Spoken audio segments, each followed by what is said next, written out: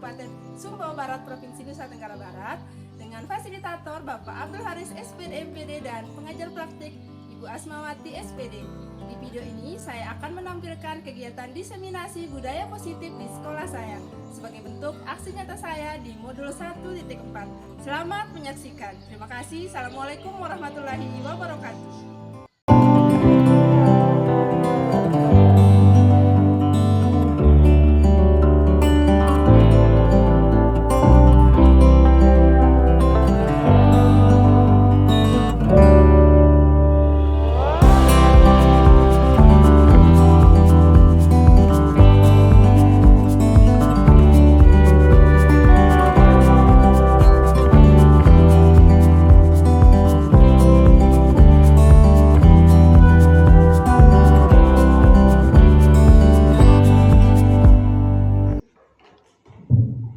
Bismillahirrahmanirrahim. Assalamualaikum warahmatullahi wabarakatuh. Alhamdulillahirrahmanirrahim. Assalatu wassalamu ala sayyidil anbiya'i wal mursalin wa ala alihi wa sahbihi ajmain, amma ba'du. Yang saya hormati Ibu Kepala Sekolah, yang saya hormati Bapak Ibu Guru SMP Negeri 3 Sadap Cerewe. Sebelumnya saya ucapkan terima kasih Bapak Ibu atas kesediaannya mengikuti kegiatan aksi nyata saya diseminasi budaya positif di SMP Negeri 3 Sadap Cerewe ini. Semoga apa yang akan saya sampaikan nanti dapat bermanfaat untuk kita semua. Puji syukur kita panjatkan kehadirat Allah Subhanahu wa taala karena berkat rahmat dan limpahannya lah sehingga kita bisa bertemu bersilaturahmi di ruangan ini dalam rangka menimba ilmu bersama Bapak Ibu. Salawat serta salam tak lupa kita haturkan kepada junjungan kita Nabi besar Muhammad Sallallahu Alaihi Wasallam, karena berkat perjuangan beliaulah sehingga kita bisa merasakan nikmatnya sebagai seorang pendidik hingga saat ini. Untuk mempersingkat waktu Bapak Ibu, agar kegiatan yang kita laksanakan pada pagi menjelang siang ini menjadi berkah, marilah kita buka bersama-sama dengan mengucapkan basmalah. Bismillahirrahmanirrahim. Untuk selanjutnya kami mohon kesediaan dari Ibu Kepala Sekolah untuk memberikan arahan terkait kegiatan yang akan kita laksanakan pada siang hari ini. Kepada beliau kami persilakan. Bismillahirrahmanirrahim. Assalamualaikum warahmatullahi wabarakatuh. Alhamdulillahirrahmanirrahim. Segala puja dan puji syukur kita kehadirat Allah SWT, dan salam dan salawat kita marilah kita haturkan untuk junjungan Nabi kita Nabi besar Muhammad Sallallahu Alaihi Wasallam. Bapak Ibu yang saya hormati, terima kasih atas kehadiran Bapak Ibu semua pada kegiatan kita pada siang hari ini. Saya sangat mengharapkan kehadiran Bapak Ibu karena ini adalah materi baru yang akan kita budayakan di sekolah kita Bapak Ibu. Namanya itu adalah budaya positif, nama besarnya. Nah dari materi ini nanti akan kita tindak lanjuti nanti di kelas-kelas masing-masing Bapak Ibu. Untuk itu sangat penting sekali pemahaman konsep dasar apa sih sebenarnya budaya positif itu, apa saja yang termasuk budaya positif itu, dan ini merupakan suatu kesempatan yang baik sekali bagi Bapak Ibu untuk memahami secara konsep dasar dari salah satu rangkaian implementasi kurikulum Merdeka ini Bapak Ibu. Bersama kita nanti akan disampaikan oleh Bu Damiar Lisa, dan saya harapkan Bapak Ibu bisa menyimak. Kemudian silakan Bapak Ibu juga menanyakan apa yang mungkin Bapak Ibu masih belum paham, silakan ditanyakan. Nanti ada sesinya mudah-mudahan. Ya. Dan harapan terakhir saya akan kita tindak lanjuti nih Bapak Ibu. Nanti tindak lanjutnya nanti muaranya nanti Bapak Ibu akan melaksanakan di kelas, dan Bapak Ibu akan punya siswa asuh atau bisa disebut juga dengan anak asuh nanti, ya, anak binaan. Jadi Bapak Ibu akan masing-masing punya anak binaan nanti. Nah, untuk pemahaman awalnya itu marilah sama-sama kita simak penyampaian paparan diskriminasi yang disampaikan oleh Bu Dami. Mungkin itu Bu Dami tidak panjang, dan saya juga menyimak dari situ nanti ya. Terbuka hidayah. Assalamualaikum warahmatullahi wabarakatuh. Baik, terima kasih kami sampaikan kepada Ibu Kepala Sekolah.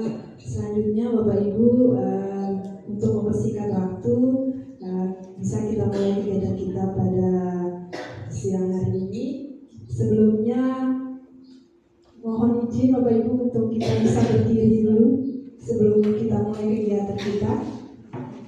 Sang guru menggerak, menggerakkan. Baik, terima kasih Bapak Ibu. Boleh sambil berdiri lagi karena masih ada kegiatan selanjutnya. Ini perkenalkan dulu sebelumnya, ini adalah fasilitator saya, Bapak Abdul Haris SPD MPD, dan pengajar praktik mungkin sudah kenal kemarin karena sudah berkunjung ke sini, Bu Asmawati SPD. Fasilitator saya ini berasal dari SMP Negeri 4 Dopu. Beliau adalah kepala sekolah terbaik tingkat nasional persepsi GTK di tahun sebelumnya. Kemudian Bapak Ibu, ini kegiatannya saya minta karena hari ini kita tentang budaya positif, jadi aura kita itu harus positif Bapak Ibu. Mungkin Ibu Kepala Sekolah bisa ke belakang, jadi Bapak Ibu silakan berpasangan dengan rekan di sampingnya, saling hadap-hadapan. Ganjil ya Ibu? Ibu ini sama Ibu Kepala. Bapak Ibu. Jadi modelnya begini Bapak Ibu. Yuk kita senyum 30 detik. Jadi Bapak Ibu silakan berdiri berhadapan dengan pasangannya masing-masing. Nanti belum Bapak Ibu yang senyum dulu, belum mulai. Nanti Ibu Ismin coba dari jauh saja kalau ada ini. Jangan lihat dulu Bapak Ibu. Saya. Iya. Jadi jangan senyum dulu, belum mulai ya. Hitungan ketiga baru mulai senyum. Cara senyumnya adalah Bapak Ibu silakan berhadap-hadapan dengan pasangannya, lalu saling menatap mata pasangannya. Kemudian nanti Bapak Ibu silakan memberikan senyum terbaik, tercantik, tergantengnya dengan apa giginya diperlihatkan. Bapak Ibu bisa kita mulai ya. Hadap-hadapan Bu. Hadap-hadapan ya. Boleh bisa kita mulai ya Bapak Ibu. Bisa kita mulai.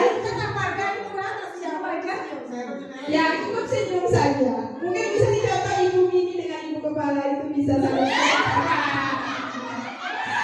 Kita mulai ya Bapak Ibu. Silakan berhadapan-hadapan, tatap mata rekannya. 1, 2, 3. Silakan Bapak Ibu dimulai. Saling senyum-senyum melihat temannya. Keluarkan aura positifnya Bapak Ibu. Silakan senyum. Saling tatap mata temannya. Boleh dilihat senyum terbaiknya seperti apa.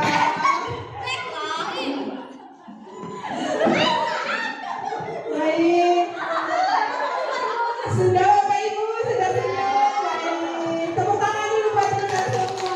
Jadi sekarang saya sudah melihat aura Bapak Ibu sudah keluar semua, sudah sumringah. Bagaimana tadi Bapak Ibu? Apakah senyum temannya itu luar biasa? Iya. Tadi sudah melihat ya Bapak Ibu. Nah, kenapa tujuan daripada saya meminta Bapak Ibu untuk senyum selama 30 detik adalah agar kita semua bisa mengeluarkan aura positif yang ada pada diri kita. Ketika semua kita awali dengan senyum, insya Allah akan berakhir indah Bapak Ibu. Baik Bapak Ibu, sebelum saya mulai, saya lanjutkan. Ada kesepakatan forum diseminasi kita pada hari ini. Yang pertama, menghargai siapapun. Jadi nanti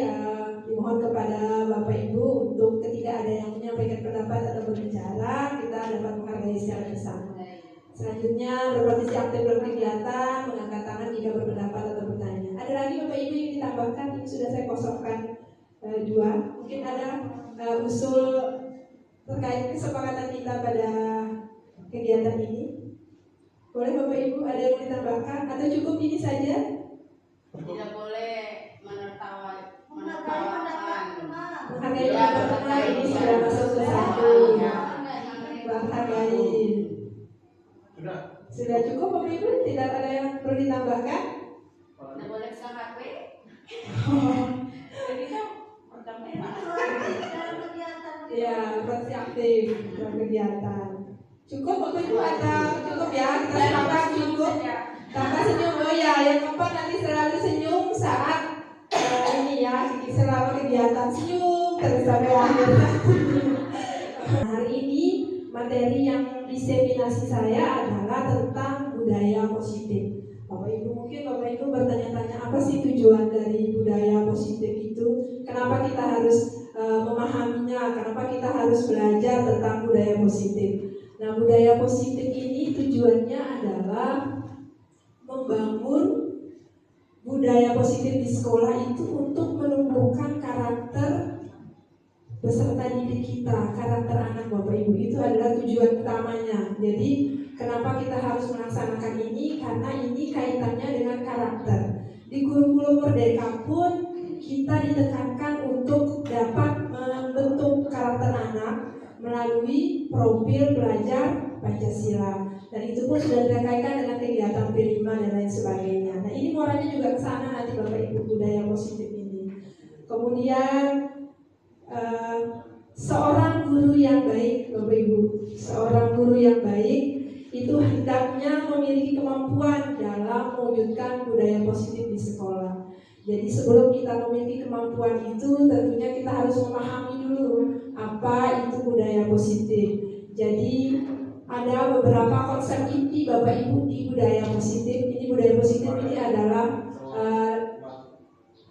lingkaran terluarnya. Jadi di dalamnya itu ada beberapa kegiatan yang menjadi budaya positif itu.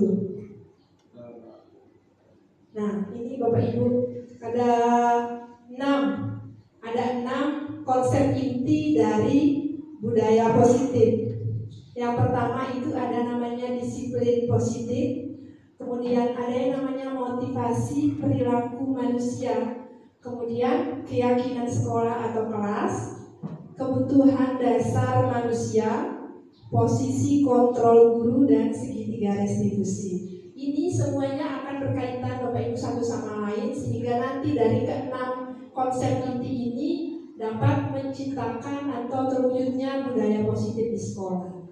Jadi Bapak Ibu tentunya sebelum melaksanakan disiplin positif, Bapak Ibu harus paham dulu apa motivasi perilaku manusia, termasuk motivasi kita sebagai guru, motivasi murid kita itu seperti apa, sehingga nanti dapat memenuhi kebutuhan dasarnya. Dan posisi kita sebagai guru itu apakah sudah sesuai dengan filosofi pendidikan Ki Hajar Dewantara, sudah sesuai dengan apa yang diharapkan anak-anak, apakah sudah memenuhi kebutuhan belajar anak.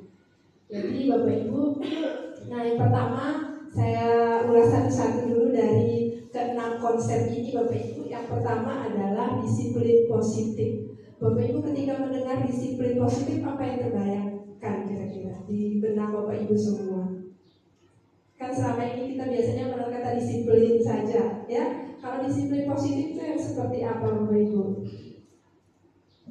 Disiplin positif. Jadi disiplin positif itu suatu cara penerapan disiplin.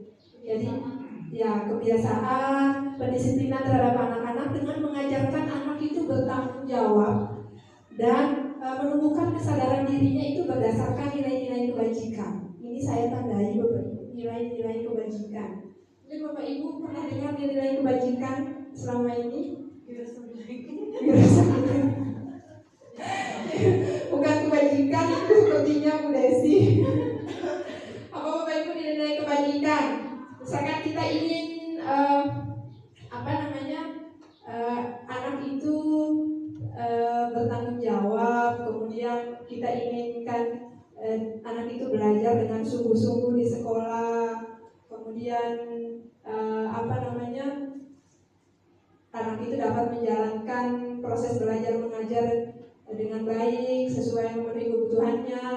Jadi disiplin positif dengan nilai-nilai kebajikan, misalkan kita menginginkan anak-anak itu membuang sampah pada tempatnya. Kira-kira nilai kebajikannya apa, Bapak Ibu?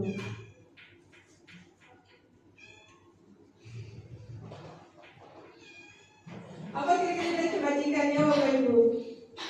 Mungkin kesadaran akan kebersihan. Ya, kesadaran akan kebersihan. Jadi kalau anak-anak membuang sampah pada tempatnya, berarti nilai kebajikan yang ingin dimunculkan adalah kebersihannya. Kemudian kalau selalu berpakaian rapi, nilai kebajikannya apa mungkin, Bapak Ibu? Ya, disiplin, tanggung jawab, kerapian, ya. Kebersihan tadi kalau dia membuang sampah pada tempatnya, ya. Jadi itu Bapak Ibu, jadi banyak sekali nilai kebajikan yang nanti pada akhirnya dia merujuk ke profil pelajar Pancasila, Bapak Ibu. Banyak sekali nilai kebajikan universal yang ada yang kita kenali, tapi namun nanti kita kerucutkan lagi dia di profil pelajar Pancasila. Kemudian disiplin positif ini Bapak Ibu lebih ke arah disiplin diri yang dapat mengontrol diri dalam melakukan segala tindakan. Jadi disiplin positif itu lebih kepada kesadaran pribadinya anak, bukan karena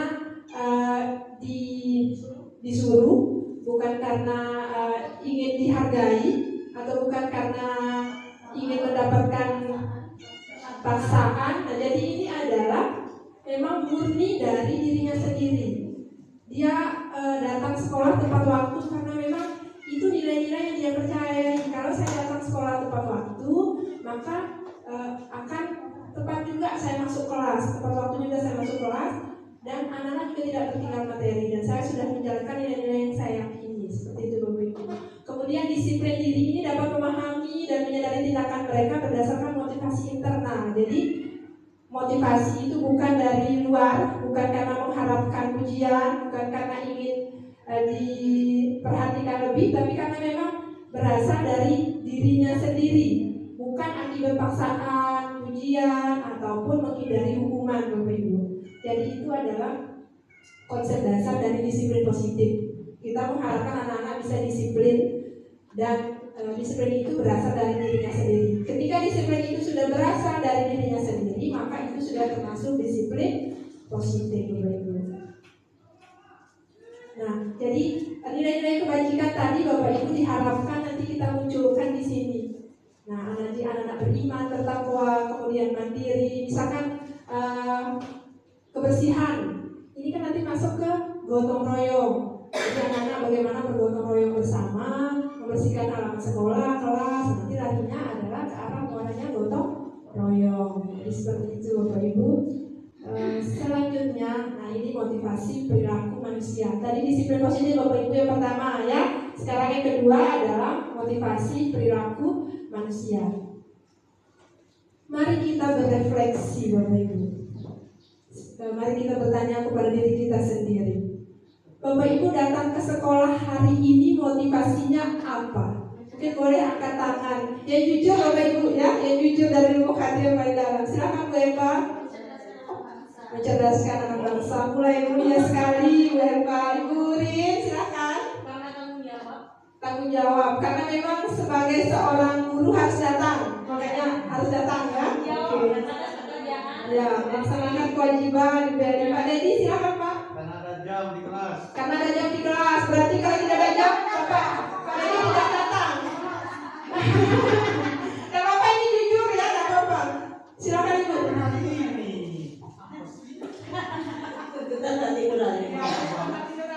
Biasa, tepuk tangan dulu untuk Ibu Eri. Luar biasa, Pak Rio, silakan Pak, tadi angkat tangan. Karena itu profesi saya. Karena ini profesi saya, jadi mau tidak mau harus datang ke sekolah. Ya, kalau tidak datang berarti sudah melanggar profesinya, ya, tidak melaksanakan tugasnya, Bapak Ibu. Baik, itu motivasi. Ada lagi Bapak Ibu yang ingin menyampaikan motivasinya? Saya berangkat ke sekolah tadi karena saya terus-terusan ditegur Ibu Kepala Sekolah tidak Ingin enak. ketemu sama teman-teman di sekolah. Ya, ingin bertemu teman-teman di sekolah, ingin berinteraksi dengan Bapak Ibu guru dan murid. Baik, mungkin bisa diingat kembali Bapak Ibu, ya, motivasinya disimpan di kepalanya saja kalau memang tidak mau diungkapkan.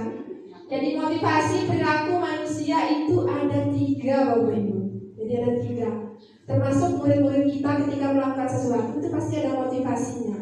Yang pertama, apakah untuk menghindari ketidaknyamanan atau hukuman? Tadi Bapak Ibu datang karena memang saya sebagai guru, jadi saya harus datang ke sekolah tepat waktu. Kalau saya absen telat, tadi TPP saya terpotong. Kan biasanya begitu ya Bapak Ibu. Kalau saya telat 1 menit saja di Siau, nanti TPP saya terpotong. Motivasi saya harus datang cepat karena saya tidak mau TPP saya terpotong. Kalau seandainya TPP tidak terpotong, mungkin akan telat seperti itu. Kemudian yang kedua adalah untuk mendapatkan imbalan atau penghargaan dari orang lain. Saya datang ke sekolah karena saya dipuji oleh ibu kepala sekolah sebagai guru yang teladan misalkan. Setiap hari tidak pernah telat. Saya teladan ini bisa menjadi contoh bagi teman-teman saya. Walaupun itu hanya terbesit di pikiran kita Bapak Ibu, tapi itu adalah motivasi yang datang dari diri kita. Ternyata saya datang ke sekolah karena saya ingin menjadi orang yang pertama di sekolah, orang yang teladan menjalankan tugas-tugas saya semua. Kemudian yang ketiga adalah untuk menjadi orang yang mereka inginkan. Jadi menjadi diri kita yang kita inginkan dan menghargai diri sendiri dengan nilai-nilai yang kita percaya. Ya seperti diungkapkan oleh Bu Eli tadi, bahwasanya datang ke sekolah karena memang ingin mencerdaskan anak bangsa. Itu nilai yang diyakini. Maka saya harus datang ke sekolah karena saya ingin anak-anak saya, murid-murid saya mendapatkan ilmu dari saya. Nah, maka ini sudah termasuk motivasi yang ketiga Bapak Ibu. Nah, yang diharapkan ada pada diri murid kita dan kita sendiri itu adalah yang ketiga ini. Kalau 1 dan 2 ini adalah motivasi yang eksternal Bapak Ibu, berasal dari luar. Contoh anak-anak datang sekolah karena ingin mendapatkan pujian atau menghindari hukuman, misalkan seperti itu. Selanjutnya Bapak Ibu, nah yang ketiga, keyakinan kelas. Keyakinan kelas Bapak Ibu. Ini mohon maaf ada foto saya bersama muridnya Ibu Ismi. Mohon izin Bu Ismi. Ini bersama kelas 7. Jadi mungkin kita bertanya-tanya Bapak Ibu, mengapa keyakinan kelas? Kenapa tidak peraturan kelas saja? Mungkin ada yang bisa memberikan tanggapan Bapak Ibu dari pernyataan ini. Mengapa keyakinan kelas? Mengapa tidak peraturan kelas saja? Kan selama ini kita biasanya kan selalu ada aturan yang harus kita taati kan. Kenapa kita harus merubahnya menjadi suatu keyakinan kelas atau keyakinan sekolah? Silakan Pak. Oke, terima kasih. Menurut saya peraturan kelas itu biasanya ditentukan oleh wali kelas, sedangkan kalau keyakinan kelas siswa itu sendiri yang menentukan apa yang mereka inginkan di dalam kelas tersebut. Terima kasih. Ya baik, terima kasih luar biasa Pak Dedi. Tepuk tangan dulu buat Pak Dedi Bapak Ibu. Ya jadi kalau peraturan kan biasanya kita yang tentukan sendiri ya Bapak Ibu, kita bikin. Ini loh peraturan kelas, kita pajang di kelas. Anak-anak harus menaati semua peraturan ini. Kalau tidak ditaati nanti maka akan diberikan sanksi. Biasanya kan seperti itu. Nah itu biasanya anak-anak hanya sedang membaca tapi mereka tidak meyakini dan biasanya juga tidak melaksanakan. Mungkin ada yang lain Bapak Ibu? Ibu Rin tadi sempat angkat tangan. Sama. Ada lagi dari Bapak Ibu yang lain? Mengapa kita keyakinan kelas? Mengapa tidak peraturan kelas saja? Nah, mari kita lihat bersama-sama Bapak Ibu. Nah, mengapa kita memiliki peraturan tentang penggunaan helm pada saat mengendarai kendaraan roda 2 atau motor? Mengapa Bapak Ibu? Mengapa kita harus memakai helm? Melindungi kepala. Tidak dibilang. Menaati peraturan. Ada lagi? Menghindari tangan polisi. Menghindari tangan polisi. Ada lagi Bapak Ibu? Selain tadi menjaga kepala, untuk apa nanti kalau kita menjaga kepala Bapak Ibu?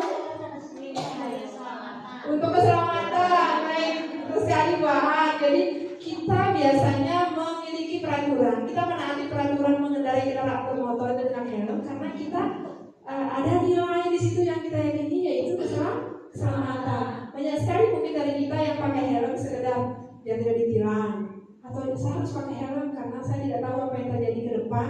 Agar saya selamat di perjalanan maka saya harus menggunakan helm. Kita sudah menaati peraturan itu dan meyakini nilai yang kita yakini sendiri tadi. Kemudian selanjutnya Bapak Ibu, mengapa kita memiliki peraturan tentang penggunaan masker dan mencuci tangan setiap saat? Agar apa? Menghindari virus. Apa itu? Menjaga kuman, menjaga kebersihan. Ya, harinya nanti kan menjaga kesehatan ya Bapak Ibu. Berarti nilai kebajikan yang kita yakini di sini adalah kesehatan, yang tadi adalah keselamatan. Mari kita kaitkan Bapak Ibu. Dengan menekankan pada keyakinan, itu akan lebih memotivasi seseorang dari dalam. Jadi seseorang akan lebih bergerak dan bersemangat untuk menjalankan keyakinannya daripada hanya sekedar mengikuti serangkaian peraturan tertulis tanpa makna. Namun peraturan tertulis juga tidak semuanya tidak bermakna, pasti akan ada maknanya. Tapi jika kita itu menjalankannya dari keyakinan, maka itu akan lebih bermakna. Murid-murid pun demikian. Mereka perlu mendengarkan dan memahami arti sesungguhnya tentang peraturan-peraturan yang kita berikan. Apa nilai-nilai kebajikan di balik peraturan tersebut? Apa tujuan utamanya, dan menjadi tidak tertarik atau takut sehingga hanya sekedar mengikuti serangkaian peraturan-peraturan yang mengatur mereka tanpa memahami tujuan Bapak Ibu. Jadi ketika kita menyusun sebuah keyakinan kelas dengan melibatkan anak-anak di situ, misalnya mau seperti apa kelasnya nanti, seperti yang diungkapkan Pak Dedi tadi. Misalnya kita sudah punya peraturan ini Bapak Ibu, ada 10 peraturan yang kita inginkan. Kita lemparkan ke anak-anak di kelas. Anak-anak kalian mau menginginkan kelas itu seperti apa? Misalnya ada yang sering mencontek kayak temannya, itu bisa kita munculkan Bapak Ibu.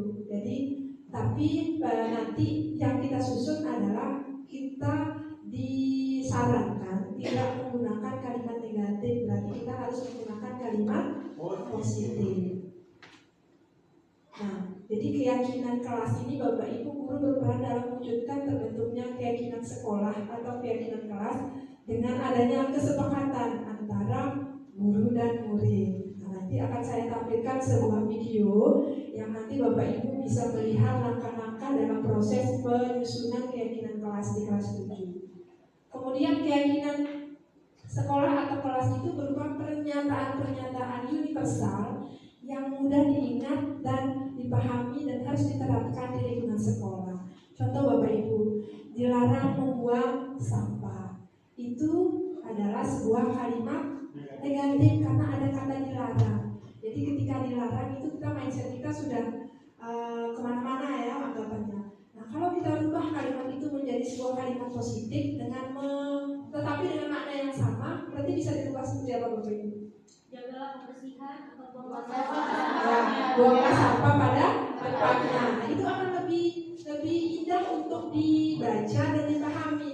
Nah nilai kebajikan apa yang ada di buanglah sampah pada tempatnya itu?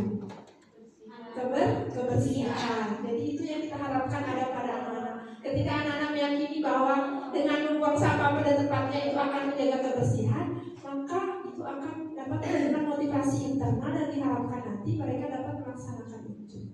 Dan itu juga muncul dari ide mereka. Jadi kita bagaimana caranya memantik mereka sehingga mereka bisa menunjukkan apa yang mereka inginkan terhadap kelasnya. Jadi peraturan kelas itu Bapak Ibu tidak usah terlalu banyak, cukup 3-7 saja. Apalagi dengan kelas rendah mungkin yang mudah-mudah diingat saja, tapi memang kita jalankan secara bersama. Ini adalah sedikit dokumentasi saya kemarin di kelas terkait dengan keyakinan kelas Bapak Ibu. Yang ini adalah saya menyampaikan ke anak-anak dulu nilai kebajikan itu seperti apa, karena kita saja sebagai guru mungkin apa sih nilai kebajikan itu ya, anak juga perlu tahu. Dan kebajikan sederhana kita sampaikan, lalu meminta mereka menuliskan di post-it apa yang mereka inginkan satu orang satu, lalu menempelkan ke depan. Nah setelah itu merubah kalimat yang biasanya mereka menuliskan tidak mencontek jawaban teman Ibu, atau ada yang bilang tidak ribut, jangan ribut. Nah itu kan masih dalam kalimat negatif Bapak Ibu. Nah itu yang akan kita ubah, itu kita memfasilitasi mereka merubah kalimat-kalimat itu menjadi sebuah kalimat positif. Nah untuk lebih jelasnya Bapak Ibu, ini ada videonya, singkat.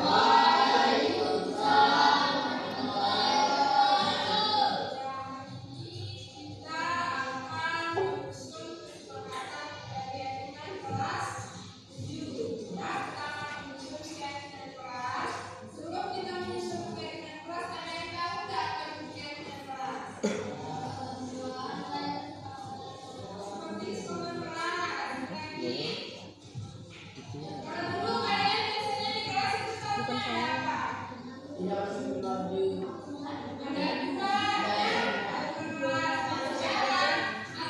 ini tadi Bapak Ibu saya menjelaskan secara singkat tentang kehidupan kelas. Kemudian ini tentang nilai-nilai kebajikan.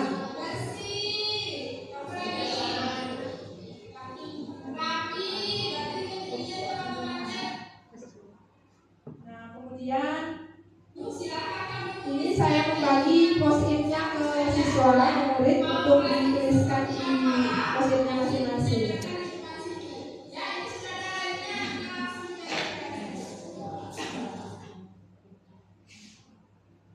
Kemudian juga membagi Bapak Ibu mereka menuliskan masing-masing.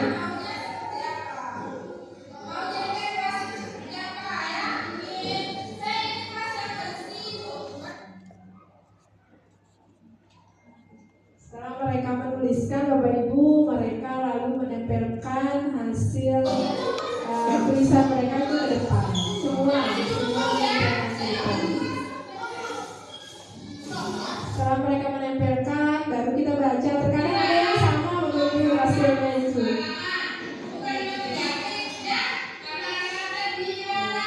Jadi kita merubah kalimat negatifnya itu menjadi kalimat positif. Mohon maaf, papannya di bawah, Bapak Ibu belum dipaku, diangkat dulu. Nah, ini saya merubah kalimat negatif dari ada juga yang sudah menuliskan kalimat positif ini Bapak Ibu. Kemudian kita jadikan ke kalimat positif. Nah, setelah itu bentuk 5 keyakinan kelas di kelas kemarin. Nah, setelah mereka ini nanti saya bagi kelompok, artinya ini sebenarnya bisa kita yang berikan langsung, tapi biar lebih bermakna Bapak Ibu kita minta anak-anak untuk secara berkelompok. Jadi kita bagi itu ada 5 keyakinan, jadi bagi saja ke 5 kelompok. Jadi nanti masing-masing kelompok membuat satu. Jadi mereka kreasikan sendiri dengan alat dan bahan yang sudah kita sediakan. Nah, setelah itu mereka menempelkan ke depan kelasnya. Ini Farhat sedang menempel. Nah, ini kreasikan kreasi kelompoknya mau seperti apa modelnya. Ini juga sebenarnya bisa kita print Bapak Ibu, kita edit pakai Canva. Tapi biar lebih siswa itu biar ikut berpartisipasi. Jadi kita mintalah mereka untuk membuatnya sendiri dengan tulisan mereka sendiri biar lebih dikenal lah seperti itu. Baru setelah itu ini dipajang di depan kelas, ditaruh, ditempelkan di kelas. Nah, nanti kesepakatan kelas ini Bapak Ibu bisa dibaca setiap pagi. Jadi setiap sebelum belajar itu mereka membacanya. Artinya dengan kegiatan membaca itu mereka dapat mengingat Bapak Ibu, dapat mengingat keyakinan kelasnya itu. Dan bagaimana jika mereka melanggar Bapak Ibu?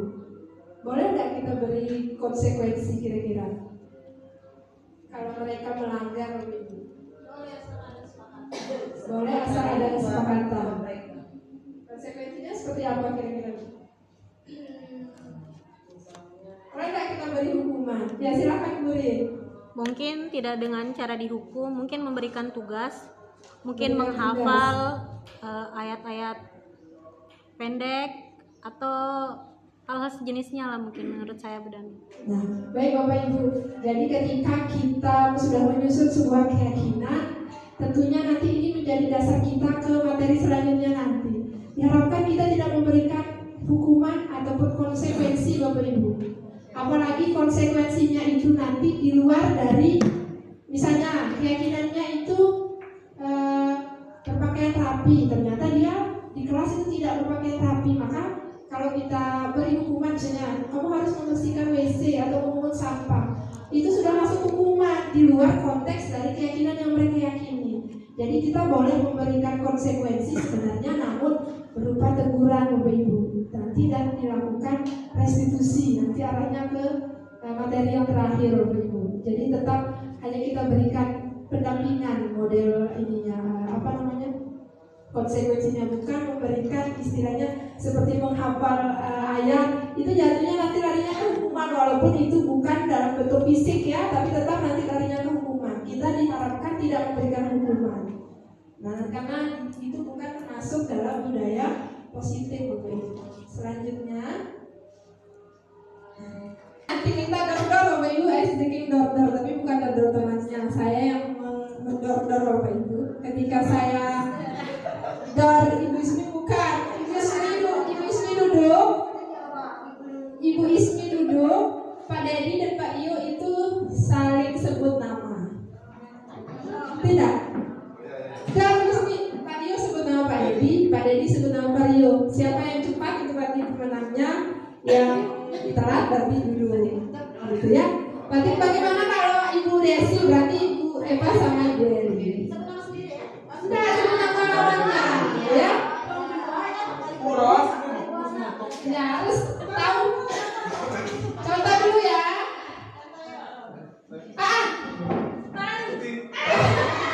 Itu duluan ini ya. Ya, antara. Dor, Dora. Saya sebut langsung namanya aja ya biar nggak lama ya. Saya izin ya. Ya, biar cepat ya. Kalau pakai jumpa mungkin agak lama. Nah ya. Nanti yang duduk itu setelah selesai boleh berdiri lagi. Ya, yang saya sebut namanya duduk. Ya, duduk. Nanti kalau sudah selesai ada yang kalah, boleh berdiri lagi. Nanti gantian lagi. Siapa yang tercepat dan konsentrasi sekarang? Dan jadi Mini. Ini dulu yang berdiri ya. Dan jadi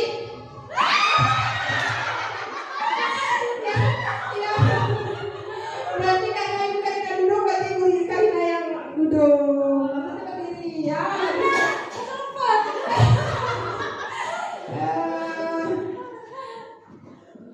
Bentar, kalau Dan Bentar dulu, kalau ini dulu bagaimana? berarti sudah main lagi. Kalau dulu Kalau dari main sudah lalu gitu. Jadi yang pertama ini dulu sudah main ya. Belum berjalan. Oh ya, yang main lagi ya. Ya. Siap ya? Konsentrasi.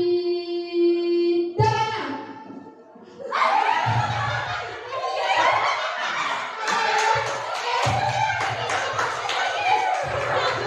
Siapa yang menang?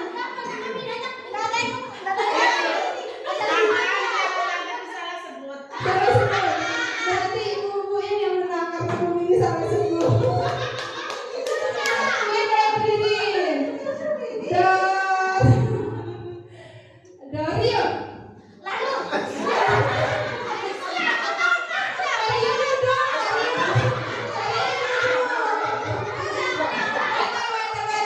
duduk. Dan Desi. Ya, berarti nunggu ini duduk. Desi berdiri lagi. Cepat ya. Lagi. Rio.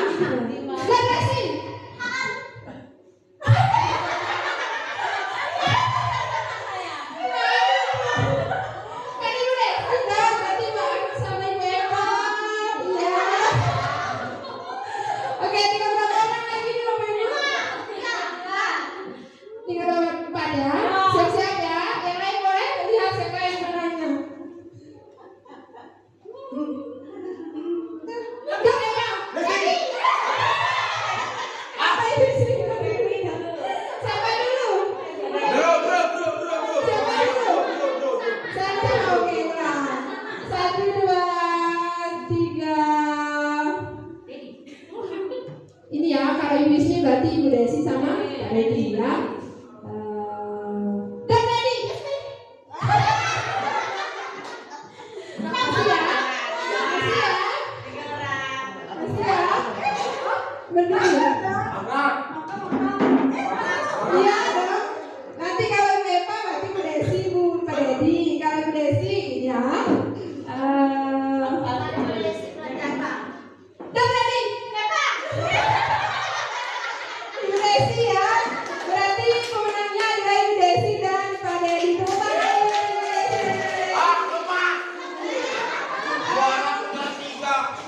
Kita jadi cukup tepuk tangan ya, karena kita diharapkan tidak memberi hadiah kepada anak-anak. Berarti sekarang juga tidak memberi hadiah.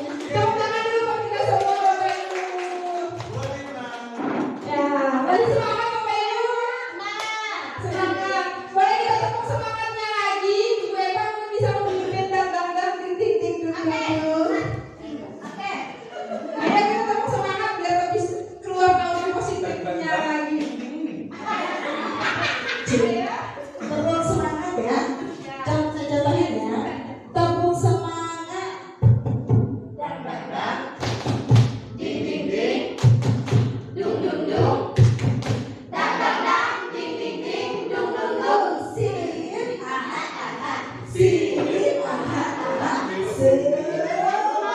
Semangatnya bebas ya.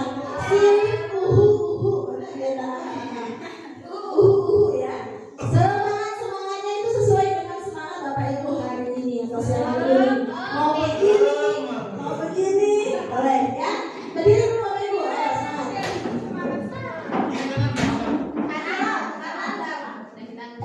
Tepuk semangat.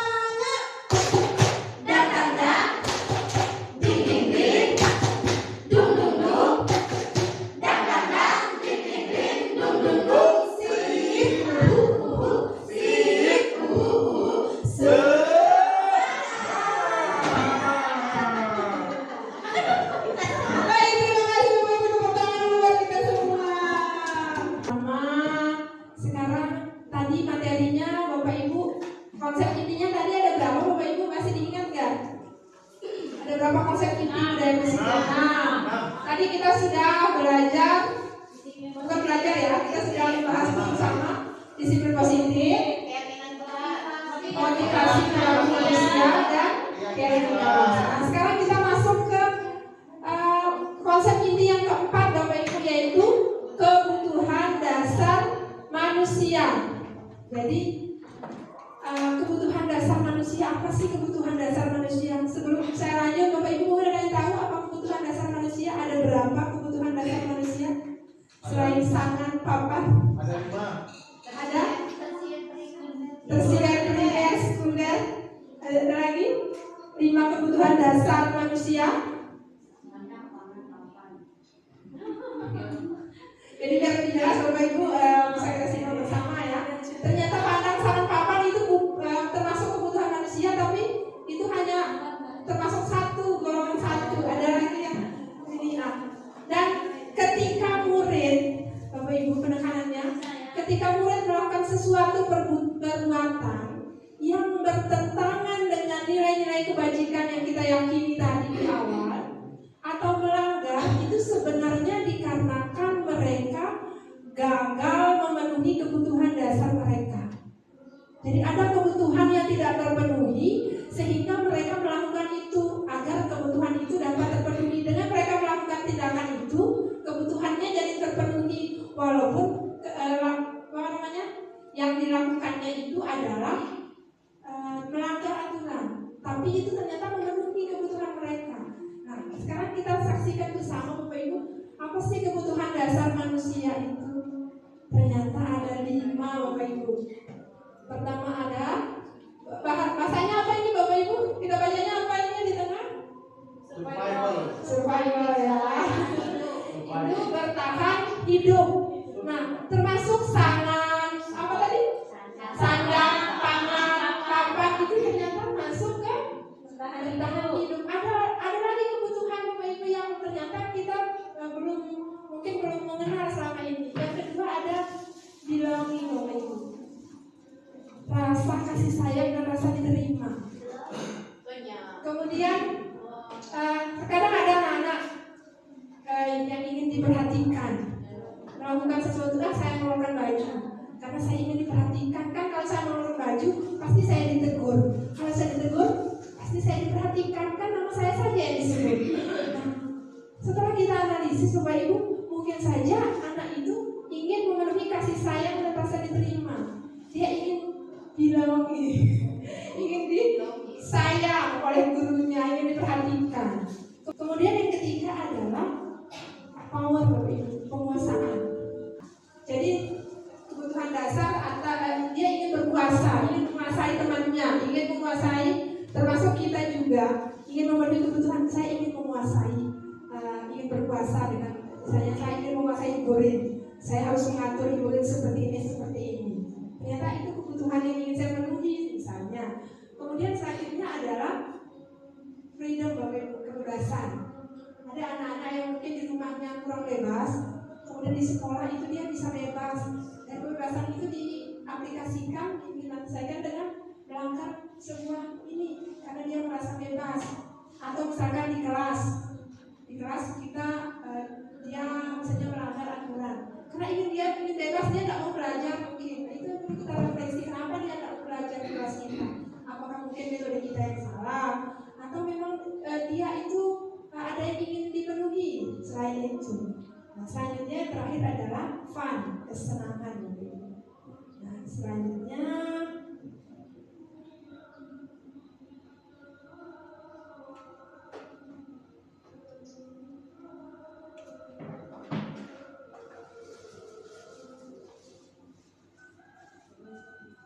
seperti apa sih bertahan hidup itu, Bapak Ibu?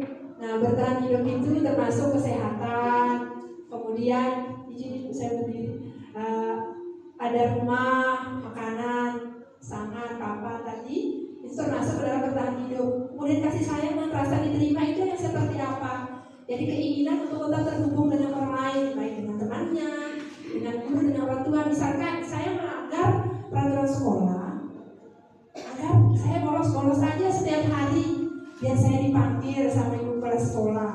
Nanti kalau saya dipanggil, pasti orang tua saya dipanggil juga. Kalau orang tua saya dipanggil, pasti saya ditegur di rumah, pasti saya diperhatikan oleh orang tua saya. Mungkin sebelumnya dia kurang kasih sayang orang tuanya, karena kurang diperhatikan. Sekolah terserah kamu mau sekolah atau tidak. Nah, dengan dipanggilnya orang tua oleh pihak sekolah, maka orang tua pasti akan memperhatikan dia. Ini bisa jadi salah satu kebutuhan yang ingin dipenuhi anak-anak, Bapak Ibu, kasih sayang dan rasa diterima. Selanjutnya adalah penguasaan, keinginan untuk dianggap berharga, kemudian bisa membuat perbedaan, diakui atau dihormati oleh teman-temannya, itu bisa termasuk ke dalam penguasaan. Selanjutnya adalah kebebasan, dia ingin mandiri, ingin memiliki pilihan, mencoba hal baru, mampu mengendalikan arah diri sendiri. Dan yang terakhir adalah kesenangan, yaitu bermain, humor, antusiasme, dan tertawa. Kita break sebentar karena azan, Bapak Ibu. Di sini saya punya studi kasus, Bapak Ibu, mari kita baca bersama-sama. Ada sebuah kasus Ibu Sulaiha, guru dan wali kelas 4, kelas 4, sedang bingung menghadapi pula salah satu murid di kelasnya namanya Tommy. Mungkin Ibu Desi, Ibu Mini atau Ibu Eri punya murid seperti ini. Jadi beberapa anak itu telah mengeluhkan Tommy yang seringkali meminta bekal makan siang mereka dengan paksa. Biasanya kan ada juga yang mengambil uang temannya dengan paksa. Jika Anda menghadapi situasi seperti Ibu Sulaiha, apa yang akan Anda lakukan? Kira-kira apa alasan Tommy melakukan hal tersebut? Ada yang bisa berpendapat, Bapak Ibu, terkait studi kasus ini? Kalau seandainya Bapak Ibu menjadi Ibu Sulaiha, apa yang akan Bapak Ibu lakukan? Dan apa alasan Tommy melakukan hal tersebut? Kira-kira di benak Bapak Ibu apa kira-kira alasannya? Kenapa kita kaitkan dengan kebutuhan dasar manusia tadi yang ada 5 itu? Mungkin bisa kita tanyakan ke Tommy. Silakan. Mungkin dasarnya itu kita tanyakan dulu kepada Tommy, apa penyebabnya dia seperti itu. Nah kalau misalnya dia mengatakan alasannya saya tidak dapat uang belanja atau tidak ada bekal, mungkin si temannya ini kita suruh berbagi dulu.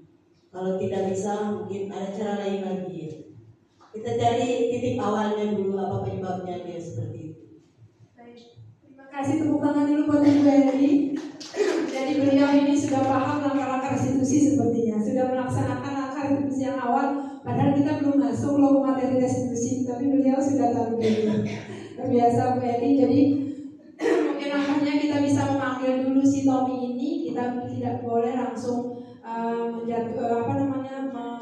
menjudge bahwa dia ini seperti itu. Kita harus tahu dulu apa latar belakangnya, apa yang memotivasi si Tommy ini sehingga melakukan hal tersebut, dan kira-kira hal yang dilakukan ini untuk memenuhi kebutuhannya yang mana dari 5 kebutuhan tadi. Bu Desi, silakan Bu. Mungkin Tommy ini merasa bosan dengan makanan yang dibawa itu saja. Kalau menurut saya itu masuk ke kebebasan. Berarti Tommy ingin mencoba mencoba karena dia bosan dengan makanan ibunya terus-terusan makan makanan ibu setiap hari. Sepertinya makanan teman saya kok lezat sekali, saya ingin mencobanya. Berarti dia ingin memenuhi kebutuhan atas kebebasan, ya. Luar biasa Bu Desi, tepuk tangan buat Bu Desi, Bapak Ibu. Ada lagi mungkin Bapak Ibu ingin berpendapat selain Ibu Eli dan Ibu Desi? Apa kira-kira yang ingin apa alasan kira Tommy melakukan itu? Dan kalau menjadi Ibu Sulaiha, Pak Rio, apa yang akan Pak Rio lakukan?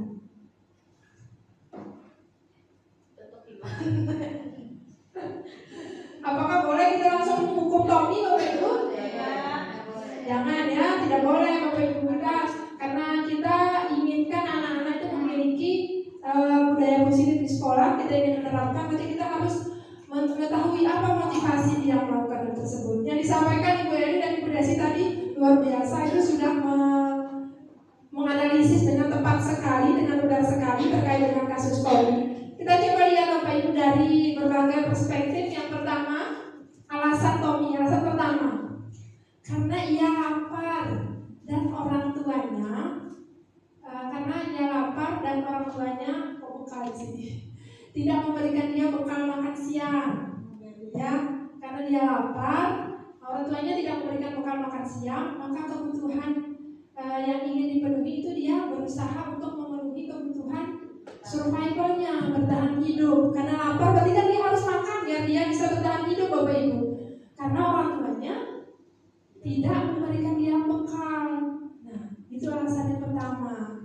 Kemudian ternyata kasus itu bisa kita selidiki dengan berbagai motivasi dan kebutuhan yang ingin dipenuhi. Yang kedua, karena dia merasa senang temannya memperhatikan dia. Kalau dia mengambil makanan kan berarti temannya memperhatikan ini, si Tommy ambil makanan saya. Nah, temannya ini melaporkan tindakannya itu pada gurunya. Lalu gurunya memanggil orang tuanya, sehingga orang tua jadi memperhatikan dia. Bisa saja orang tuanya acuh-acuh, tidak ada bekal, terserah, yang penting sekolah dulu kan. Ternyata anaknya di sekolah itu ingin diperhatikan, ingin diberi bekal. Maka ternyata Tommy ingin memenuhi kebutuhan akan kasih sayang kan, rasa diterima, Bapak Ibu. Kemudian kita lihat lagi alasan yang ketiga, karena temannya menjadi takut. Siapa kira-kira buat kita yang seperti ini, Bapak Ibu, ada enggak? Banyak. Ya, temannya takut, saya jago, saya udah berkuasa di sini. Jadi takut dengan dia dan menuruti keinginannya. Maka kebutuhannya itu yang sedang ingin dipenuhi itu adalah kekuasaan. Jadi dia ingin menguasai temannya. Nah, dari satu kasus tadi ternyata banyak kebutuhan-kebutuhan yang ingin dipenuhi. Tergantung dari sudut pandangnya nanti yang mana, Bapak Ibu. Alasan keempat, karena dia seperti yang Bu Desi katakan, dia merasa bosan dengan bekal yang dari rumahnya. Karena di rumah makan itu, di sekolah makan itu lagi. Maka dia mencoba makanan dengan teman-temannya yang beraneka ragam. Maka Tommy sedang berusaha memenuhi kebutuhan kebebasan. Luar biasa Ibu Desi ini jago sekali dalam menganalisis studi kasus ya Bapak Ibu. Jadi di guru penggerak itu kami sering diberi studi kasus dan kita diminta untuk menganalisis. Nanti Ibu Desi kalau ikut guru penggerak pasti cepat sekali dalam menganalisis kasus dari diberikan. Kemudian yang kelima alasannya ternyata karena iseng Bapak Ibu, iseng saja dan ia menikmati ekspresi wajah teman-temannya yang kesal. Kan banyak yang seperti itu biasanya Bapak Ibu ya, karena dia pasti kalau dia marah nanti ekspresinya lucu ini, saya ganggu dulu. Nah ternyata hal-hal tersebut itu ingin memenuhi kebutuhan kesenangan Bapak Ibu. Dari satu studi kasus tadi, ternyata 5 kebutuhan dasar itu kalau kita lihat dari perspektif yang berbeda, misalkan ingin memenuhi kesenangan, ternyata ini alasannya. Nah, maka langkah awal yang harus kita lakukan kembali lagi kepada sarannya Ibu Eli tadi. Kita panggil dulu si anak ini, kita berikanlah dia yang namanya restitusi. Kita tanya alasannya, kenapa kamu melakukan hal tersebut? Apa yang ingin kamu penuhi? Apa alasanmu? Tujuanmu apa? Nah, tanpa harus memanggil di depan teman-temannya, memarahi di depan teman-temannya. Jadi seperti itu Bapak Ibu.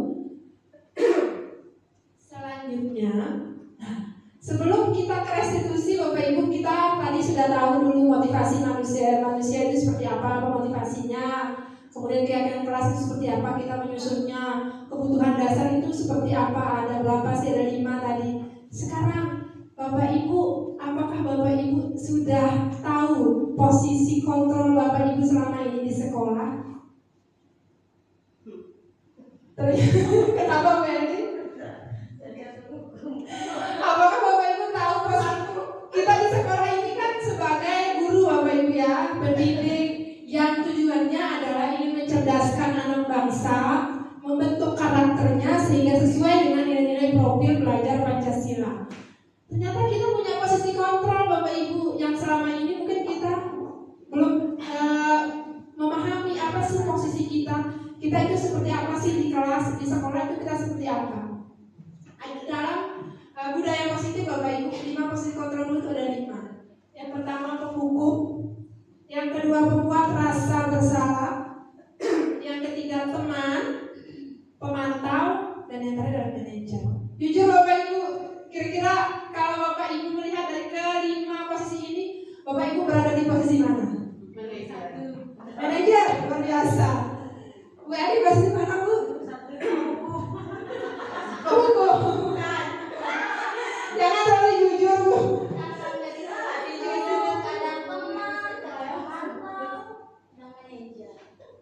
Kadang-kadang mungkin kita bisa, kadang-kadang ternyata saya menjadi teman. Kadang-kadang ya, kadang-kadang juga saya menjadi penghukum. Hei, kamu ambil sampah itu. Kadang-kadang juga menjadi pembuat merasa bersalah.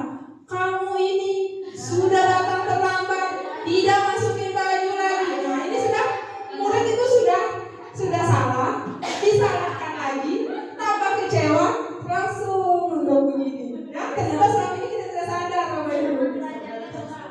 Besoknya ada datang sekolah kan kita dihukum. Karena kita menjadi teman, anak sini mau kasih tahu, kita ngobrol yuk, teman. Ayo kita selfie, kita TikTok ayo, teman itu. Kemudian pemantau. Ini sering sekali, saya juga sering melakukan ini. Saya pantau dulu. Siapa yang mengeluarkan baju saya panggil. Terutama pas ada tiket siapa yang belum ini ya, mantap. Nah, manajer seperti apa? Manajer itu biasanya kita lihat, manajer itu kita ingatnya kepala sekolah ya. Kepala sekolah itu pasti posisinya manajer, jadi membimbing dan lain sebagainya. Apakah kita sudah di posisi itu? Seperti apa sih manajer itu? Mari kita ulas secara bersama Bapak Ibu. Nah, ada 5 posisi kontrol guru. Ada penghukum, pembuat rasa bersalah, teman, pemantau, manajer. Guru. Nah, ternyata motivasi yang kalau kita menghukum dan guru itu membuat rasa bersalah, itu dia masuk ke motivasi menghindari hukuman. di identitas berhasil atau sukses mengharapkan imbalan, ketergantungan pada orang lain, itu teman pemantau. Kalau motivasi yang ketiga tadi Bapak Ibu, nanti internal, ya, yang dua eksternal ya, ini manajer. Guru berbuat, seperti apa perbuatan kita? Kita menunjuk-nunjuk, kita menyindir, kita menghatim, itu kita sudah termasuk guru yang penghukum. Kemudian berkata, kalau kamu tidak melakukan awas ya, rasakan kamu nanti ya. Nah itu penghukum Bapak Ibu. Terus hasilnya apa Bapak Ibu ketika kita melakukan itu? Maka anak-anak pasti memberontak, menyalahkan orang lain dan berbohong.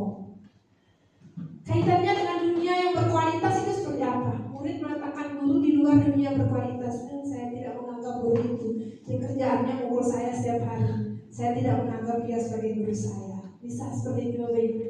Murid berkata, biarkan saja, nanti juga dia marah-marah lagi. Pernah ada Ibu, Bapak Ibu mendengar itu? Ya, sudah di luar ini sudah. Dampaknya apa bagi murid? Dia pasti akan mengulangi kesalahan itu Bapak Ibu. Betul enggak? Kadang-kadang kesalahan itu dilakukan oleh orang yang sama. Kalau kita menjadi pembuat rasa bersalah, kita berceramah, seharusnya kamu tidak seperti itu, ibu kecewa sama kamu. Ada enggak Bapak Ibu pernah ngomong begitu, saya kecewa sama kamu? Sering Ibu. Ternyata kita termasuk pembuat rasa bersalah. Kamu seharusnya kamu sudah tahu, ibu sudah sekali mengatakan, ibu sudah capek kamu di depan, sudah mulut ibu berbusa, kamu udah ngerti juga apa yang ibu sampaikan. Ternyata itu termasuk pembuat rasa bersalah Bapak Ibu. Menyalahkan. Ya, kita menyalahkan. Jadi anak-anak itu sudah salah, dia merasa dirinya bersalah lagi, fatal sekali Bapak Ibu. Nah, murid balik berkata, maafkan saya Bu. Kemudian ya ada apanya ini nanti tidak usah saya bacakan satu-satu. Intinya kalau kita manajer Bapak Ibu, kita pasti mengajukan pertanyaan seperti yang Ibu lakukan tadi. Kita bertanya dulu, kita kuatkan dulu apa yang kita yakini. Kemudian pasti murid itu meletakkan dirinya sebagai individu yang positif dalam dunia berkualitas.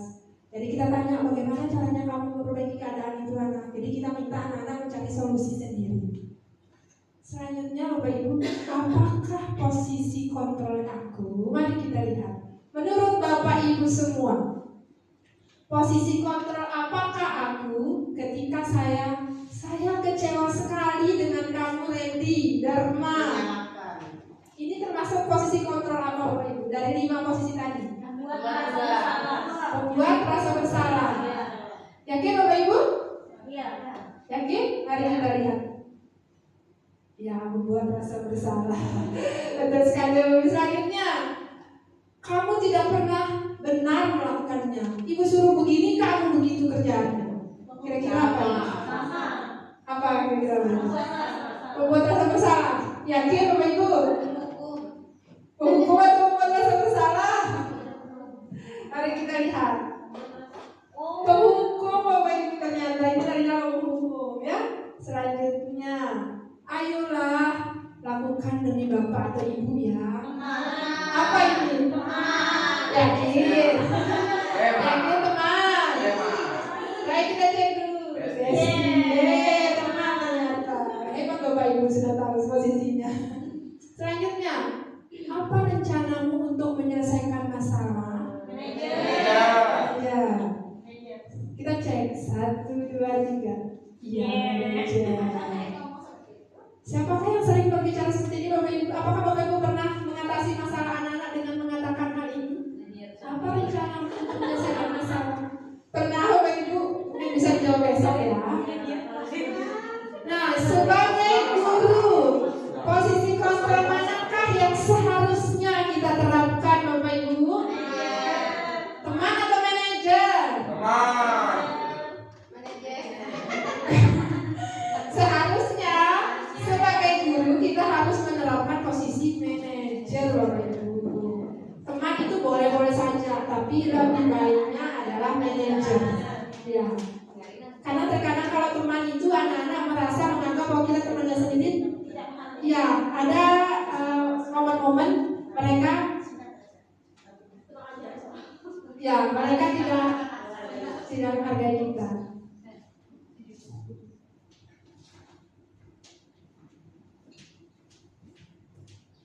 Ya, jadi saya lanjut Bapak Ibu ya. Jadi posisi kontrol yang seharusnya kita terapkan adalah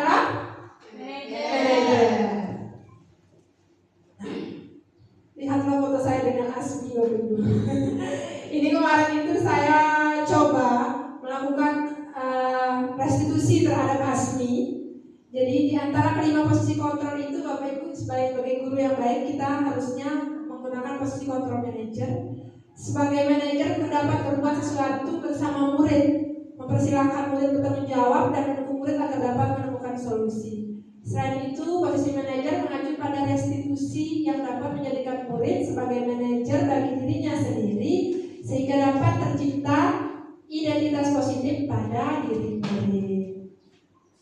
Nah, Bapak Ibu, kenapa saya harus memperkenalkan kebutuhan dasar, keyakinan kelas? Karena muaranya nanti adalah ke segitiga restitusi, Bapak Ibu. Jadi ada 3 langkah dalam segitiga restitusi. Yang pertama adalah menstabilkan identitas, kemudian yang kedua validasi tindakan yang salah, yang ketiga menanyakan keyakinan. Apa tujuannya, Bapak Ibu? Wujudkan murid yang mandiri dan bertanggung jawab. Jadi kita stabilkan identitas dulu seperti Bu Eli tadi, memanggil dulu. Setelah kita panggil, kita stabilkan dulu Bapak Ibu. Jadi kita boleh mengatakan seperti ini. Stabilkan identitas itu dilakukan berdasarkan prinsip bahwa membuat kesalahan adalah bagian dari proses pembelajaran. Jadi tidak ada salahnya berbuat salah. Bukan berarti kita mengiyakan kesalahan itu ya Bapak Ibu. Tapi nanti kita akan menggeser identitas gagal itu ke arah identitas sukses. Kita bisa menggunakan kalimat seperti ini. Berbuat salah itu tidak apa-apa. Tidak ada manusia yang sempurna. Ibu pun sebagai guru mungkin pernah berbuat salah. Ya, kita bisa menyelesaikan ini. Bapak Ibu tidak tertarik. Misalkan ada yang bertikai. Nah, kita nanti ngomong siapa yang salah tadi. Nah, kita hindarkan perkataan seperti itu. Jadi kita awali dengan ibu tidak tertarik mencari siapa yang salah, tapi ibu ingin mencari solusi dari permasalahan ini. Boleh ceritakan tadi kenapa? Pasti anak-anak akan mengalir. Jadi mereka tidak merasa disalahkan. Jadi kita juga bisa mengatakan kamu berhak merasa begitu, atau apakah kamu sudah menjadi teman yang baik untuk dirimu sendiri? Dan hal-hal seperti ini bisa kita katakan untuk menstabilkan identitas. Selanjutnya adalah validasi tindakan yang salah. Jadi dilakukan berdasarkan prinsip bahwa setiap perilaku berupaya memenuhi suatu kebutuhannya tertentu seperti 5 kebutuhan dasar tadi itu Bapak Ibu. Jadi kata-kata yang bisa kita ungkapkan pada anak-anak, padahal kamu bisa melakukan yang lebih buruk dari ini ya, tapi kamu tidak melakukannya. Kenapa? Apa alasanmu?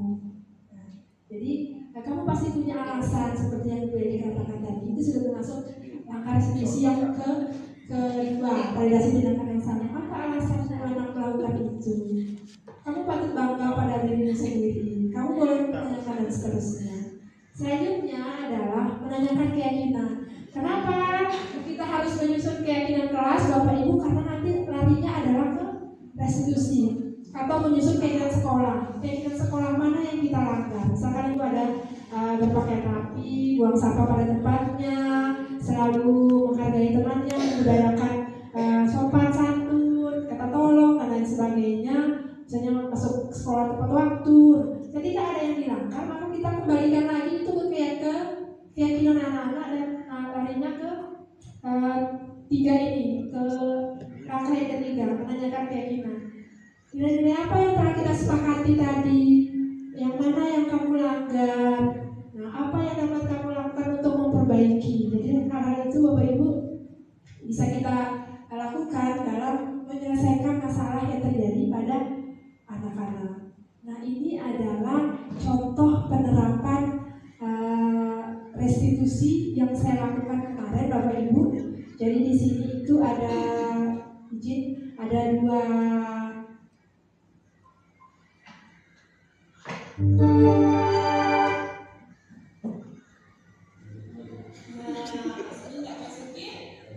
Nah, ini adalah contoh restitusi yang saya lakukan Bapak Ibu.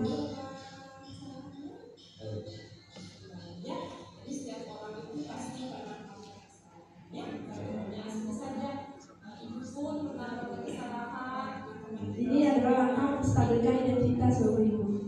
Kita stabilkan dulu identitasnya, baru kita tanya. Kira-kira apa alasannya? Nah, kita tanya alasannya apa. Jadi kalau bisa posisi duduk juga mempengaruhi Bapak Ibu. Jangan kita duduk di sini, anak-anak di depan. Jadi kesannya kita sedang Interogasi. interogasi. Usahakan menjadi duduk di sampingnya. Bila perlu kalau dia misalnya ngasih, kalau saya dengan Asmi kan aku bisa rangkul Bapak Ibu, nanti kesannya pelecehan ya. Kalau misalnya sama yang kelas rendah, kenapa nak boleh kami lakukan? Kenapa melakukan hal tersebut? Apa alasannya? Mungkin kalau diceritakan ke ibu, bisa ya seperti itu. Setelah kita validasi tindakan yang salah, baru kita tanyakan keyakinannya Bapak Ibu. Apa keyakinan yang dia langgar? Bagaimana dia akan solusinya seperti apa? Nah, jadi seperti itu Bapak Ibu. Yang tampilannya asli itu arti. Ya, jadi apa yang dapat dia lakukan nanti kita ajak terus dia ngobrol, pasti nanti akan menemukan solusi sendiri Bapak Ibu. Nanti Bapak Ibu bisa coba. Seru sekali, saya sudah coba kemarin dan memang belum berhasil total. Namun nanti akan saya ulangi lagi sehingga nanti bisa berdampak baik pada anak. Dan tadi pun Asmi datang sekolah, dia pakaiannya sudah rapi, tidak dikeluarkan lagi, karena dia sudah sudah mencari solusi sendiri apa yang dia yakini.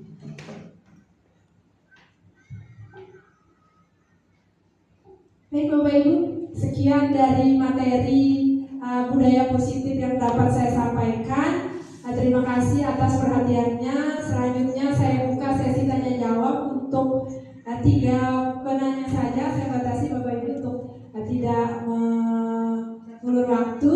Jadi silakan Bapak Ibu boleh bertanya. Walaupun ada hal-hal yang masih kurang jelas dari paparan saya tadi terkait dengan 6 konsep inti budaya positif. Silakan Bapak Ibu. Ada yang mau ditanyakan terkait dengan konsep inti budaya positif tadi dari disiplin positif, kemudian kebutuhan dasar manusia, motivasi perilaku manusia, keyakinan kelas, kemudian ada segitiga restitusi, posisi kontrol guru. Dan ada yang perlu diperjelas lagi, silakan Bapak Ibu. Ya, silakan Bu Ana. Mungkin bisa lainnya diberikan ke Bu Ana, Bapak Ibu.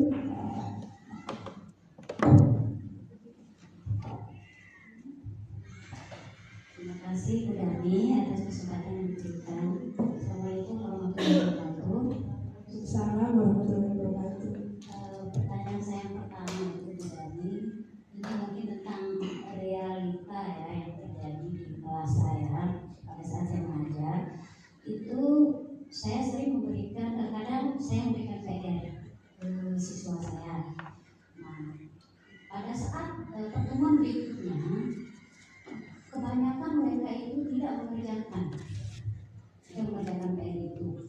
Nah, pertanyaan saya itu Bu Dani, posisi kontrol guru itu di mana kira-kira pada saat siswa itu kebanyakan tidak mengerjakan PR? Itu pertanyaan saya pertama. Yang kedua, kebetulan saya kan mengambil disiplin positif ya di dalamnya. Nah, saya ingin bertanya tentang modul ajar. Bentuk modul ajar kalau saya mengambil disiplin positif itu, apakah keyakinan kelas itu harus saya masukkan di modul ajar itu atau bagaimana? Itu saja. Terima kasih. Terima kasih Bu Ana atas pertanyaannya. Mungkin langsung saya jawab biar saya tidak lupa. Nanti kalau ada pertanyaan lagi bisa disimpan dulu Bapak Ibu. Jadi saya jawab yang pertama tadi, realita yang terjadi Bapak Ibu. Mungkin bukan Bu Ana saja, mungkin juga ada Bapak Ibu lain rasakan. Saya memberikan PR, tapi kok setelah besoknya tidak ada yang mengumpulkan PR. Posisi apa yang harus saya lakukan? Apakah saya harus menghukum? Apakah saya harus membuat rasa bersalah? Atau saya menjadi teman? Atau saya memantau? Atau saya manajer? Nah, saran saya ini langkah yang pertama adalah buatlah keyakinan kelas dulu. Tapi keyakinannya dalam bentuk maper, karena kita kan guru maper. Kalau seperti di sekolah dasar itu kan guru kelas ya, berarti keyakinannya cukup 1. Nah, kalau di kita boleh ada keyakinan kelas, boleh juga ada keyakinan untuk mata pelajaran masing-masing. Misalkan saya maunya di kelas saya itu anak-anak itu mengerjakan tugas tepat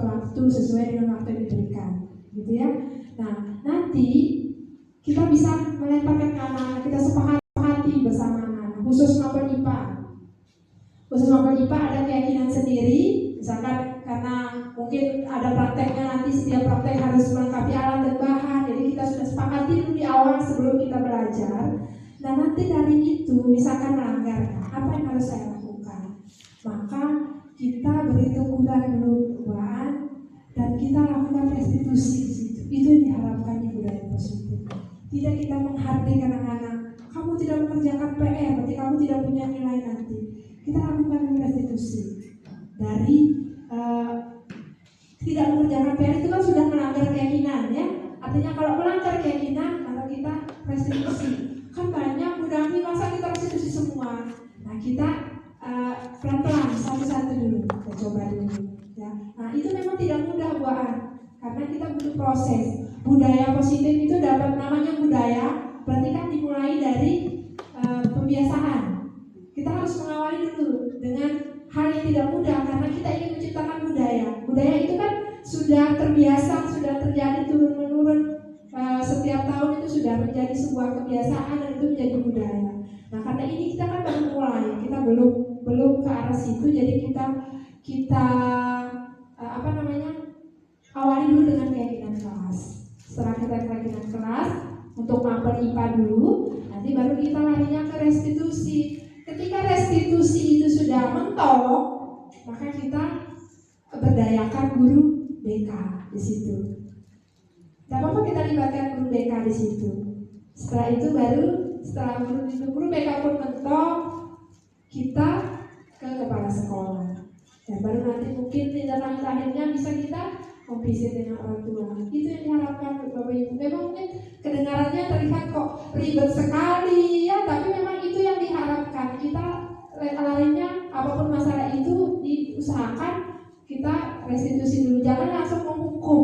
Karena kita jangan-jangan kita juga harus introspeksi diri. Jangan-jangan PR yang kita berikan itu mungkin ya, bukan saya tidak menjudge memberikan PR yang tidak mungkin. Ini kita refleksi bersama, apakah PR-nya mungkin terlalu sulit buat anak-anak, atau mereka belum mengerti perintahnya, atau mungkin waktunya yang kurang. Nah, itu mungkin kita bisa berefleksi bersama, kita sendiri sebagai pendidik itu apa, atau mungkin anak-anak tidak, karena generasi Z itu anak-anak tidak suka diberikan PR, berarti tugasnya mungkin bisa kita ganti dengan tugas proyek, PR-nya tidak dengan tulis tangan atau lain sebagainya. Mungkin itu buat terkait dengan pertanyaan yang pertama. Jadi langkahnya harus restitusi dulu. Sebelum kita restitusi, kita bikin keyakinannya dulu. Baru setelah itu, kalau memang hal itu terus-terusan terjadi, tidak ada perubahan selama penerapannya, kita berdayakan guru BK-nya. Nanti Pak Lalu yang bertugas Pak Lalu ya, dengan tentunya juga tetap dalam pantauan Ibu Kepala Sekolah. Seperti itu Buat. Jadi langkah awalnya memang harus keyakinan dulu. Bentuk dulu keyakinan, setelah keyakinan baru restitusi. Apapun masalahnya, restitusi arahnya. Nah di situ kita posisi kontrolnya itu diharapkan katanya manajer. Jadi boleh, sesekali mungkin boleh kita menggunakan teman, kita mendekati dia, kenapa tidak seperti itu. Tapi diharapkan kita menjadi manajer di situ. Wah. Kemudian untuk pertanyaan yang kedua terkait dengan nambahan diri disiplin positif ya, kemarin di modulnya seperti apa. Nah karena disiplin positif itu dia konsep intinya tadi kan berkaitan dengan keyakinan kelas. Jadi sebelum mulai pembelajaran, makanya saya sarankan buat dulu keyakinan. Nanti buaan boleh lampirkan di belajarnya itu setelah berdoa, sebelum ke persepsi, setelah presensi cek kehadiran siswa, itu bisa membaca keyakinan kelas untuk mapel IPA, apa saja dibaca. Ketika dalam pelaksanaan pembelajaran nanti ada dari salah satu murid yang melanggar keyakinannya, itu bisa dilakukan restitusi di situ. Ya langsung bisa. Boleh nanti didampingi dulu, samperin dulu, dan nanti bisa nanti ikut ibu ya setelah jam ini berakhir.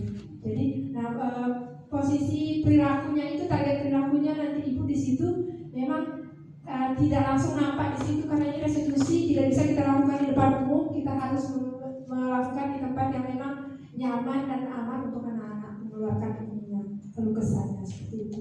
Kalau memang di dalam pelaksanaan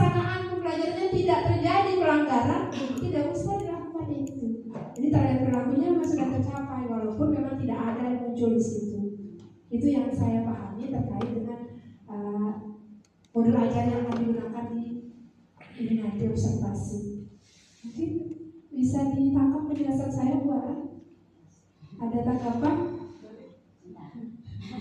Ya, terima kasih Bu Ara atas pertanyaannya. Mungkin ada lagi Bapak Ibu guru yang ingin bertanya? Saya silakan Ibu. Waalaikumsalam warahmatullahi wabarakatuh. Maaf, saya tidak akan bertanya, tapi saya akan menambahkan mungkin dari sisi kita sebagai guru yang saya rasakan sekarang di dalam kampung itu kan di sini Bu. Ini sedikit koreksi untuk kita. Biasanya siswa itu ketika kita memberikan PR, mereka itu sekali dibuat, kemudian 2 kali itu kita kasih tugas, tidak kita periksa. Maaf, tanda kutip bukan kita ya. Nah, anak-anak itu kadang saya tanya, kenapa nggak kerjakan PR-nya? Sudah kita kerjakan beberapa kali, tapi tidak diperiksa sama bapak ibu gurunya. Nanti pas selesai ulangan, mau kenaikan kelas, buku itu numpuk, buku tugas anak-anak di lemari. Jadi itu membuat trauma mereka. Untuk apa saya mengerjakan tugas? Nanti hasilnya kok tidak diperiksa juga, jadi mereka malas gitu. Jadi mungkin itu sedikit koreksi buat kita juga. Siapa tahu ke depan kita tidak seperti itu. Terima kasih. Assalamualaikum warahmatullahi wabarakatuh. Waalaikumsalam warahmatullahi wabarakatuh. Ya, terima kasih Bu Edi atas tambahannya. Jadi betul-betul Bapak Ibu ya, kita itu tidak ada di kita, itu tidak terjadi di kita, itu di tempat lain. Namun itulah kenapa kita harus sering-sering berefleksi Bapak Ibu. Jadi kita sebagai guru hendaknya memiliki nilai yang reflektif Bapak Ibu. Jadi kita sebagai guru, saya di guru penggerak itu kita diberikan pemahaman bahwa sebagai guru kita hendaknya mempunyai 5 nilai dan 5 peran Bapak Ibu. Bapak saya singgung sedikit ya.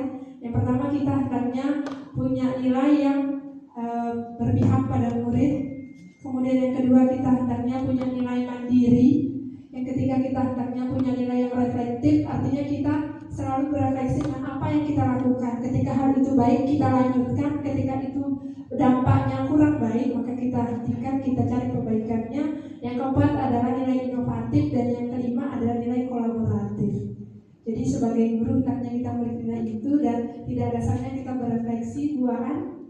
Itu mungkin tidak terjadi di kita, itu di tempat lain, tapi alangkah lebih baiknya mungkin kita bisa menganalisis dulu mungkin anak-anak senangnya apa gitu ya, motivasinya atau kebutuhannya apa. Jadi biar kita tahu oh mungkin PR kita bisa ganti dengan kita selingi, mungkin sesekali PR, selanjutnya mungkin tugas proyek bersama kelompok dan lain sebagainya. Seperti itu Bu. Ya, terima kasih. Ada lagi Bapak Ibu yang ingin bertanya terkait dengan budaya positif ini? Silakan Bapak Ibu. Cukup. Jadi diharapkan nanti kita dapat menerapkan budaya positif di sekolah kita Bapak Ibu dengan tetap mengacu pada posisi kontrol kita sebagai guru apa. Diharapkan nanti dapat kita dapat menerapkan posisi kontrol manajer. Baik Bapak Ibu, terima kasih atas perhatiannya. Jadi sebelum saya tutup kegiatan kita pada siang hari ini, mohon izin untuk kita refleksi sedikit terkait dengan apa yang sudah kita pahami bersama tadi. Mungkin ada beberapa Ibu yang ingin menyampaikan apa refleksinya di siang hari ini. Ada Bapak Ibu yang berkenan untuk memberikan refleksi. Assalamualaikum warahmatullahi wabarakatuh. Waalaikumsalam warahmatullahi wabarakatuh. Apa yang sudah kita pelajari hari ini sepertinya akan sangat bermanfaat, terutama bagi kita sebagai seorang guru yang berprofesi sebagai guru. Jadi dengan kita mempelajari ini tadi kita bisa memahami sekarang ini posisi kontrol kita itu di bagian mana, gitu kan? Posisi kontrol mana yang sebenarnya harus kita terapkan. Kemudian yang saya pelajari juga tadi bahwa setiap perilaku itu memiliki alasan dan setiap orang itu melakukan perilaku berbuat itu berdasarkan cara pandangnya masing-masing, sehingga sehingga kita tidak bisa menyalahkan seseorang seperti yang dikatakan Bebo tadi 100%. Setiap orang itu akan melakukan sesuai dengan kebutuhan dan alasannya tersendiri. Oleh sebab itu, kita sebagai guru harus bisa memahami apa yang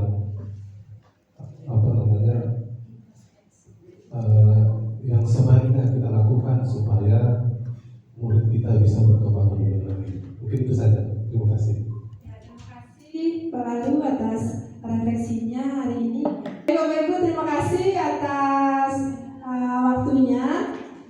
Mohon izin untuk menutup kegiatan diseminasi kita pada siang hari ini dengan sama-sama mengucapkan hamdalah.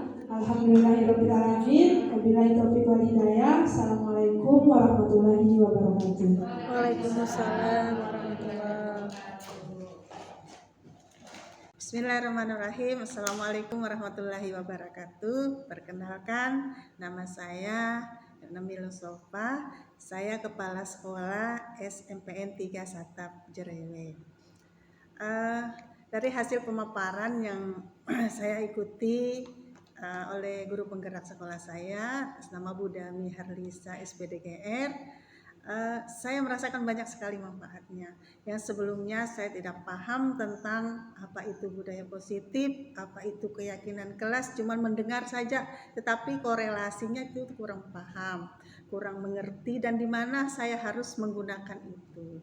Nah, setelah Bu Dami menyampaikan diseminasi yang sangat jelas, padat, singkat, dan sangat menjawab keingintahuan saya pribadi, saya sangat memahami bahwa pemahaman tentang budaya positif ini sangat penting bagi kita guru, terutama bagi kepala sekolah, supaya dapat menularkan bahwa kegiatan ini atau materi ini sangat penting sekali.